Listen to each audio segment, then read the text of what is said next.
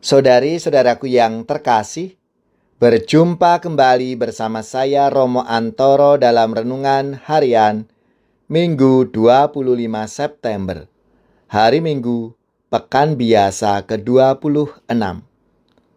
Semoga kita bersama keluarga, komunitas kita, selalu dalam keadaan baik, sehat, dan tetap bersemangat.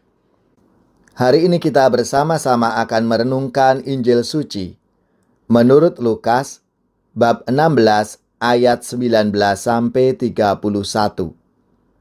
Marilah kita mengawali renungan kita dengan tanda kemenangan Kristus. Dalam nama Bapa dan Putra dan Roh Kudus. Amin. Sekali peristiwa, Yesus berkata kepada orang-orang Farisi, "Ada seorang kaya yang selalu berpakaian jubah ungu dari kain halus, dan setiap hari ia bersukaria dalam kemewahan. Dan ada seorang pengemis bernama Lazarus, badannya penuh dengan borok. Ia berbaring dekat pintu rumah orang kaya itu, dan ingin menghilangkan laparnya dengan apa yang jatuh dari meja orang kaya itu. Malahan anjing-anjing datang dan menjilati boroknya. Kemudian matilah orang miskin itu, lalu dibawa oleh malaikat-malaikat ke pangkuan Abraham. Orang kaya itu juga mati, lalu dikubur. Sementara menderita sengsara di alam maut, ia memandang ke atas, dan dari jauh dilihatnya Abraham dan Lazarus duduk di pangkuannya. Lalu ia berseru, 'Bapa Abraham, kasihanilah aku. Suruhlah Lazarus mencelupkan ujung jarinya ke dalam air dan menyejukkan lidahku, sebab aku sangat kesakitan dalam nyala api ini.' Tetapi Abraham berkata, 'Anakku, ingatlah, engkau telah menerima segala yang baik semasa hidupmu, sedangkan Lazarus segala yang buruk. Sekarang ia mendapat penghiburan, dan engkau sangat menderita.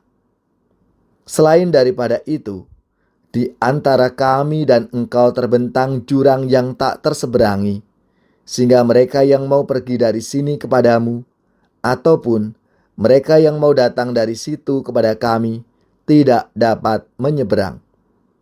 Kata orang itu, 'Kalau demikian, aku minta kepadamu, supaya engkau menyuruh dia ke rumah ayahku, sebab masih ada 5 orang saudaraku, supaya ia memperingatkan mereka dengan sungguh-sungguh, agar mereka kelak jangan masuk ke dalam tempat penderitaan ini.'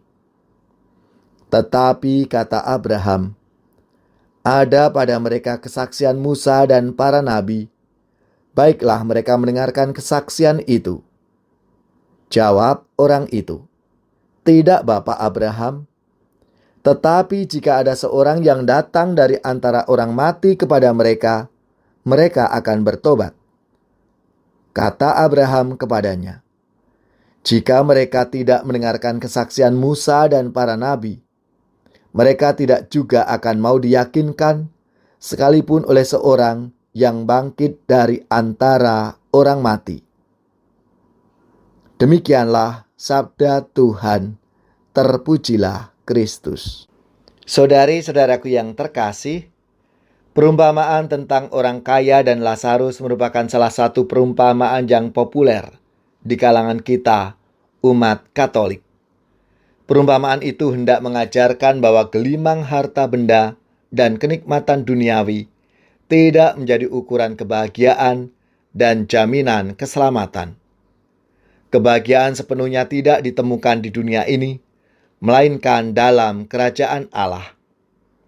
Ajakan untuk melihat tujuan sejati kehidupan tidak mudah, karena pandangan yang semakin populer adalah hidup akan berakhir pada kematian dan tidak ada kelanjutannya. Jikalau demikian memang tidak mudah, bahkan tidak bisa meyakinkan mereka.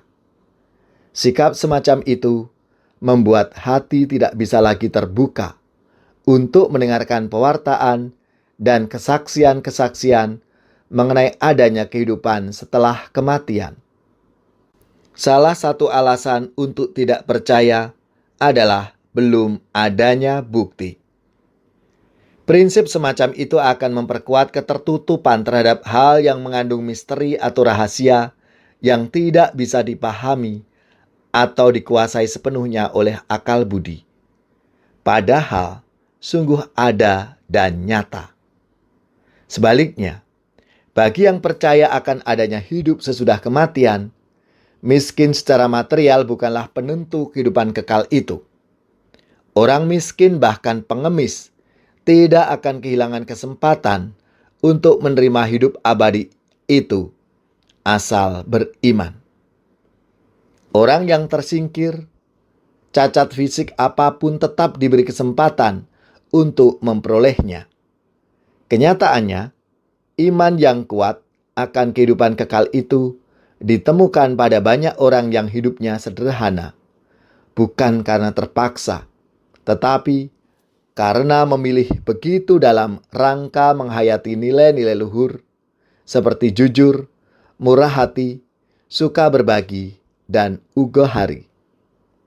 Kekayaan tidak dipandang sebagai jaminan kebahagiaan, karena yang menjamin kebahagiaan dan keselamatan itu adalah Tuhan, yang adalah sumber dan tujuan akhir. Saudari-saudaraku yang terkasih, sebagai orang beriman akan Yesus Kristus, kita mesti semakin menyerupai Dia yang telah rela menjadi miskin demi kita, supaya berkat kemiskinannya kita menjadi kaya. Kita mesti bersikap miskin di hadapan Allah dan kaya dalam kemurahan hati.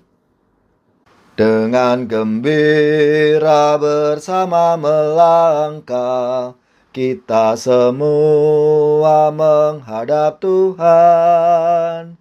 Bertepuk tangan nyanyi sukaria, sebab besar kasih setianya. Angkatlah hati jiwa, mohon rahmat berlimpah,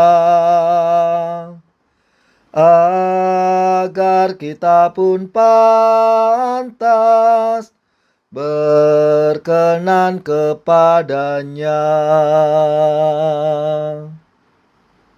Semoga saudari-saudara sekalian, keluarga, komunitas kita, orang-orang yang kita doakan, mereka yang sakit, yang menderita, seluruh tugas, belajar, pekerjaan, usaha, serta karya pelayanan kita, dibimbing, dilindungi dan diberkati oleh Allah yang Maha Kuasa, Bapa dan Putra dan Roh Kudus.